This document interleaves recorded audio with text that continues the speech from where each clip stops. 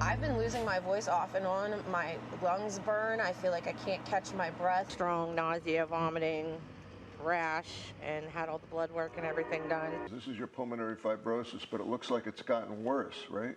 Yeah, since this accident's come back, I've had some kind of reaction. I think the real problem is going to be 5-10 years from now. I get all congested in my chest, and I just cough and cough and cough. We're just not getting the same care. It's been just about 1 month since the Ohio train derailment, and residents in East Palestine are still dealing with the fallout. And despite saying it was safe to drink the water, the EPA now warning residents to stay out of creeks and streams as a new report reveals higher levels of 9 potentially toxic pollutants in the air. Yeah, you got to wonder what's going on. Governor Mike DeWine does, too.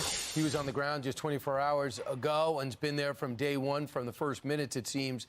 Governor, I know you hurt your foot. Thanks for playing hurt for us. We appreciate it. But you can imagine how the people of East Palestine feel when the experts from Texas A&M and Carnegie Mellon University conduct their own air quality tests using mobile test unit in East Palestine, and it goes against what the EPA is saying, that the air quality is safe. They say chemicals persist in the current levels, causing long-term health issues for residents. If you're a resident there, who do you believe? Well, I asked the EPA that question as soon as that story came out, and here's what their answer was, and it seems to me to make very good sense. Look, you've got an elevation of some of these, which they believe is clearly going to be temporary. What they tell us is that for the short term, this is no problem, should not be a problem. If that persists for year after year and people continue to breathe that, yes, it would in fact be a problem. So look, we're doing everything that we can to monitor the air. We're monitoring the water. As far as the drinking water and the creeks, I think we have to make a distinction. Drinking water is coming from wells way down the ground. We're testing the 5 wells that provide water for the people in the village. We're testing those every single week. We tested again yesterday, announced the results. That the results were good. Fran and I, my wife and I, were there and looking at this whole production of what is going on. It's hundreds of people who are, trying to clean up this mess. They're working on it. They're doing a very, very good job. As far as the creeks, the creeks that are closest to where the derailment was still are impacted, and there's absolutely no doubt about that. And what they're doing is working on those. They're worried about, what they have to deal with in the long run is the settlement. So you have to go in and stir that stuff up and keep pulling it out and pulling it out. So this is a long-term process. But I want to go to something, if I could, that several of the people said that you just interviewed. They're absolutely right. This has to be dealt with on a long-run basis. We have, for the immediate help, health clinic that we have set up that anybody can go to, whether they have insurance, don't have insurance, whether they have a primary care doctor or not. They can get examined. They can be dealt with there, help there, but then they will be put either with their own physician, or we will find them a physician, somebody who is going to be their health provider. I think where this clearly goes in the long run, to assure people that their concerns about the long run will in fact be taken care of a year from now, 5 years from now, 10 years from now, we're going to have to end up with a fund. And the railroad is going to have to establish that fund in conjunction with officials. Ultimately, that will be supervised by a court. But that's where this eventually goes, because that's the big concern that people have is the long run. How are they going to take care of themselves? Governor, what confidence do you have that the railroad is going to live up to that? Well, look, first of all, they've been sued a number of times, so you're ultimately going to be in federal court. The railroad, while I didn't think they were as cooperative as they could have been the first, 24, 48 hours, and that's another story. But after that, as far as paying bills, they've paid every bill that we've submitted to them, or that, to our knowledge, has been submitted. But eventually, it's going to have to go into a very significant fund. We're talking about millions of dollars. And, they're going to they're going to have to do that. If they won't do that voluntarily, to answer your question, it will be done in court. But Governor, so there's just, if you excuse me, but if you look at what has happened in other rail and other big environmental disasters, some much, much bigger than this, it always goes to a fund, and that's how you protect people. And what I tell the people in East Palestine, that ultimately is what is going to be there for you in 5 years, 10 years, 15 years from now. You know, terrorists attacked New York City with 9/11. We saw the fallout of that with the air quality as well. But those were terrorists we were blaming. This is an American company. The experts are saying this never should have happened, and now it's affecting the lives. They can buy bottled water. A lot of bottled water is being donated, but they have to breathe the air, and they can't move. They can't afford to stay in a hotel for the rest of their lives. They can't move because no one's going to buy their houses now. It's just such a disaster. It's devastating for these families. Governor, thank you so much. Thanks for being out there with the residents. Governor, I just have one question for you. Congressman Bill Johnson came out and says, President Biden, come down here. 5,000 Americans who call this little small Appalachian town home. You pride yourself in your lunch bucket nickname and tout your blue-collar Scranton, Pennsylvania roots. Mr. President, there's nowhere more blue-collar than here. Come down and see it. Do you believe he should come down and see it? And are you offended he hasn't? Look, he should come. There's no doubt about it. The president needs to come. The people want to see the president. He should be there. When you talk to him, does he tell you why he's not coming? Well, last time I talked to him, actually, he was in Poland, so he called me directly. I've talked to him several times. I do talk to the White House, on issues, things that we're trying to get done. But no, I just think now is the time. The president needs to come, and it's just important. I've been there 4 times. I was there within a matter of 2 days after it occurred. Our people have been on the ground since 2 hours after it started. I will say that the US EPA was there. They were there about the same time our people got there. We've had our health department, our EPA there. So we're there. And the message to people in the community is we're staying. We're not going away. We're staying with you. We're going to continue to work on this problem. All right, Governor Mike DeWine, keep us updated if the president calls. Thank you. He says he represents all the American people. He needs to go to East Palestine. Thank you, Governor. So, yeah, in short, nothing's being done about what's going on with East Palestine as usual. Government could care less. Biden told him to get bent. That's the situation on that. The truth is, Biden ain't going to come. If he does, it's going to be long after all this is cleaned up. He's too busy giving billions of dollars to Ukraine right now while the American people can't afford gas and food. I don't expect him to ever show up there. DeWine's talking to the White House. They're not talking to Potato Head Biden. DeWine's talking to Biden's handlers, probably. I trust Biden about as far as I can throw that train. And that's that, period. That's all there is to it. Not that I really trust too many people in politics. So I'm not a big fan of DeWine. The only thing I like about DeWine really is that he looks like George Burns. He's got his own issues. But on other subject, okay, brings us to this.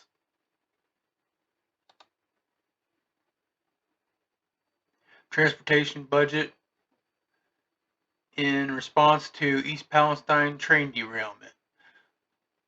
In short, get down to it, proposed safety measures in response to East Palestine train derailment are part of a $12.6 billion state transportation budget passed Wednesday in the Ohio House with bipartisan support. The budget proposal would fund pavement, bridges, and other highway projects over the next 2 years that include a $1 billion targeted for implementation of Royal Highways. It would also lower fees for plug-in hybrid electric car owners. Weeks after Norfolk Southern train carrying hazardous material derailed in a fiery crash in a small eastern Ohio village, lawmakers include the provision to require that those who receive messages on deflecting pickup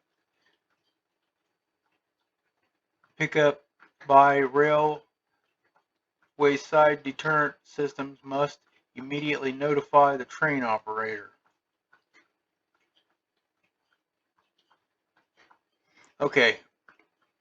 The one thing I do have to say about this is I'm glad this is happening.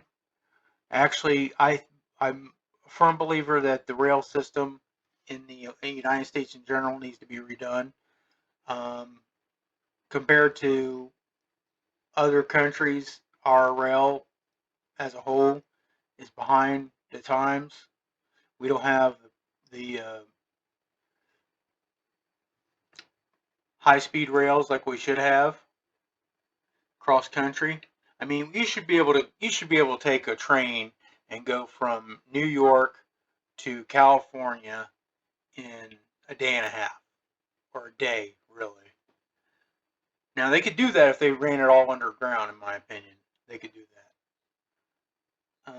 But we won't see that because the people who are in charge don't want that to happen. Maybe we'll get lucky and somebody will come along and give us teleportation technology or wormhole technology, and then that'll solve a lot of our transportation problems. But I don't see that happening anytime soon, to be honest. Be nice if you're out there listening. Hey, it would really be nice. And while you're at it, I could use a replicator because I need to replicate me a new car. My PT piece of junk that was left to me by my grandparents is overheating, and I can't go more than 5 minutes away without it getting ready to blow up. So, and I can't afford a new one. So, hey, it is what it is, I suppose. The electric car charging thing. In all honesty, I think that electric cars are a bad idea for Ohio. I think I personally would like to see it go with hydrogen. Hydrogen internal combustion. Now hydrogen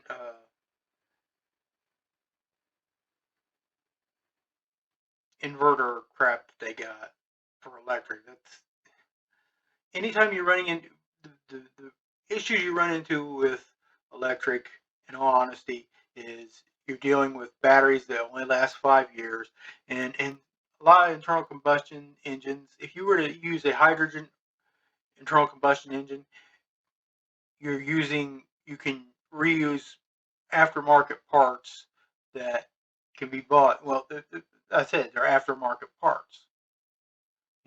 You can still use aftermarket parts. These batteries, they only last 5 to 10 years. You got child labor over in Africa mining this lithium. Until you come up with something better, I just can't get behind electric cars like that. Now, if we had, like some kind of something like Tesla had, where he could draw electric out of the environment itself, draw something off of the earth, and we could just run the cars off of that, hey, that would work. And we wouldn't have to worry about the batteries. So we don't need small batteries to be temporarily, run temporary, and you could run off the EM field of the planet. But I just can't get behind these $80,000 electric cars that you need to change the battery in 5 years. That's ridiculous. In my opinion, 90% of the emissions crap and electronics and stuff that's in cars just don't belong there. They're completely useless. They're just garbage. It's like electric windows, electric seats, electric ass warming seats. None of that needs to be in there. Give me a car with a good old fashioned carbureted engine, or make me one that's got hydrogen manual fuel injection for $20,000, 4-cylinder, a little bit extra storage in the trunk so I can get to the groceries and stuff, and I'm be happy. I don't need butt warmers and window roller downers and all this. I mean, they made cranks for a reason.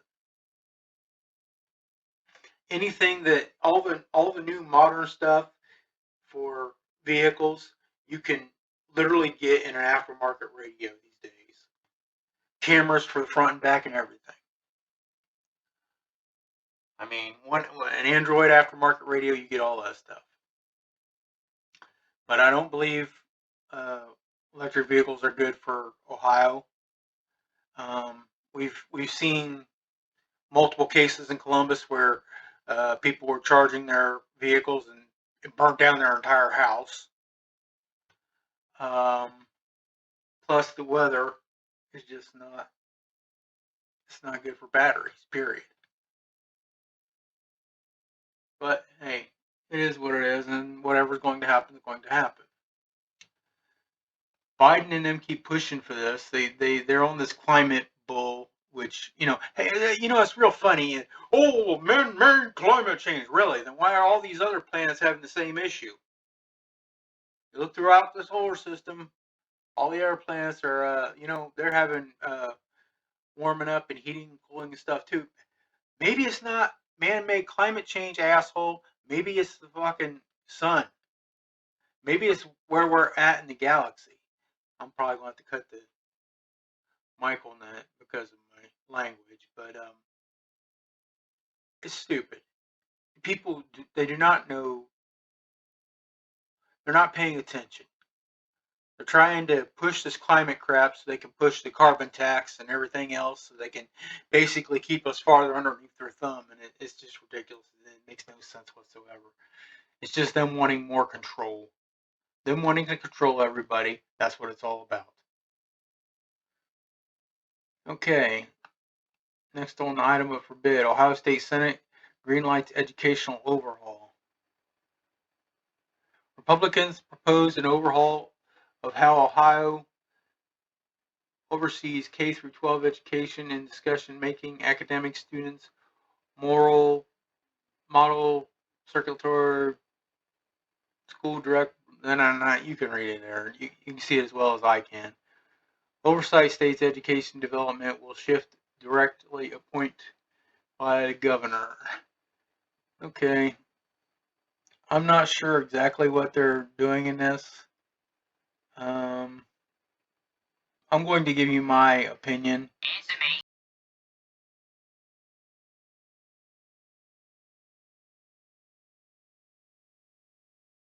Wow. So I just got a call from a place that does my dog's nails. I gotta go up there at 4 o'clock and get his nails cut. $15 this time. The end of last year it was $8. So quite literally it's doubled to get your dog's nails cut. And I'm on Social Security disability. I can't really afford this. I can only afford to maybe get his nails done once every 2-3 months, and that's it. Everything else I get goes to toilet paper and paying bills, dog food. What can I say? As far as the K-12 education, man, I honestly think, like Trump says, the money should follow the kids. That's all there is to it. The money should follow the kids. Public schooling has been a horrible, horrible thing since I was in school. So at least 30 years. And, and when I was in school, it was basically, hey, the work's on the board, copy it down, learn it, take your test on Friday, while the teachers sit there and read their book. And then half the female teachers were banging male students by the time they got to the junior high school level. That happened on several occasions, and you know, nothing was ever said or done about it.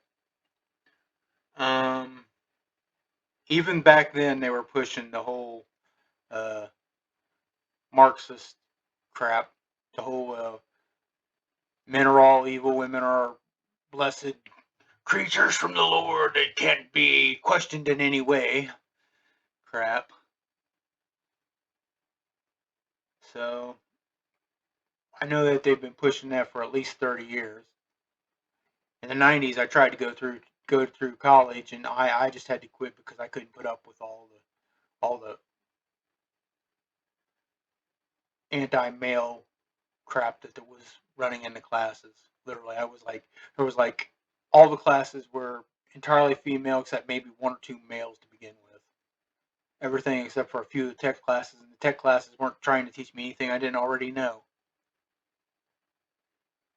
So after 2 semesters, I couldn't take it no more. I couldn't deal with the BS.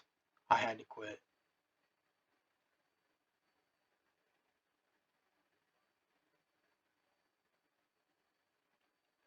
Well, I guess that about sums it up for today. I don't want to really go into things any deeper. So let's go ahead and lock this in. Well, I think that about covers most of what I want to show you all for today. Remember, I'm not monetized, so if you can give me anything in Cash App or Bitcoin, I appreciate it. That's all, folks.